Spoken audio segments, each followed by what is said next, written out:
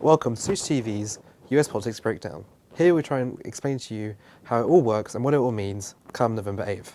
We'll be looking at the Electoral College and how it works, what happens if no one gets the majority, what role does the US Congress play, and what actually might go down on November 8th.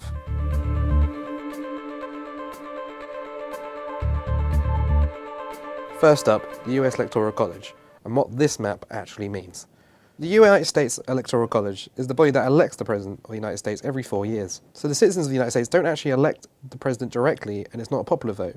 The 50 states, as well as the District of Columbia, are assigned electors. Under the current system, there are 538 electors, which means that to get a majority, you need 270. 48 of these states are winner takes all, apart from Maine and Nebraska, use the congressional district method, selecting one elector with each congressional district by popular vote, except the remaining 2 electors by a statewide popular vote. The rest are winner takes all. The candidate who receives the absolute majority of electoral votes, which is currently 270, is elected to the office of president. So what does each state's numbers mean? Each state is assigned a certain number of electoral college votes based on their size and importance, such as California, who have 55, Texas, who have 38, and Florida, who have 29, versus the smaller states like New Jersey, that only have 14, or Washington, D.C., that only have 3. So you would expect candidates to put all their effort into winning the big states. However, most states vote along certain party lines, such as California, which has been more traditionally Democrat in recent years, and Texas, who have been more traditionally Republican in recent years. This is where we get the idea of swing states. Key swing states include North Carolina with 15 electoral college votes, and Florida, which have 29. Now, Florida has been a very key swing state for many years. In fact, in the 2000 election, when Bush won Florida, getting the 29 electoral college votes, he became president despite not winning the majority vote. At the moment, Florida is neck and neck in the polls, so again it could be key in who becomes president in January.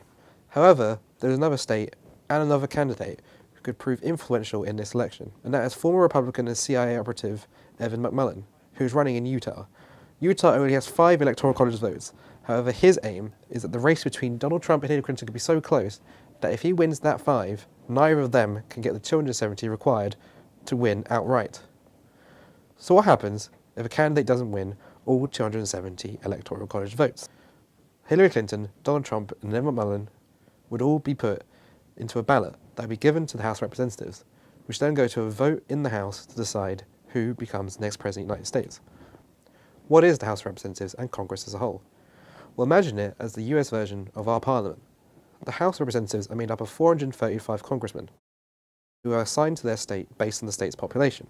The Senate, which is the other House of Congress, is assigned 100 senators, 2 for each state. This is so that the smaller states aren't forgotten about when it comes to important decisions. Both of these houses are currently Republican. However, in the upcoming votes, all House of Representatives seats are available, as well as 35 out of the 100 senators. So the House of Representatives and Congress, as a whole, play a huge role in US politics. Not only is that where all bills are decided, as well as all financial bills originate, it can actually end up deciding this election if, in the scenario of Evan McMullin winning Utah. The House of Representatives will then vote on a candidate, and whoever they vote becomes president, and their running mate becomes vice president.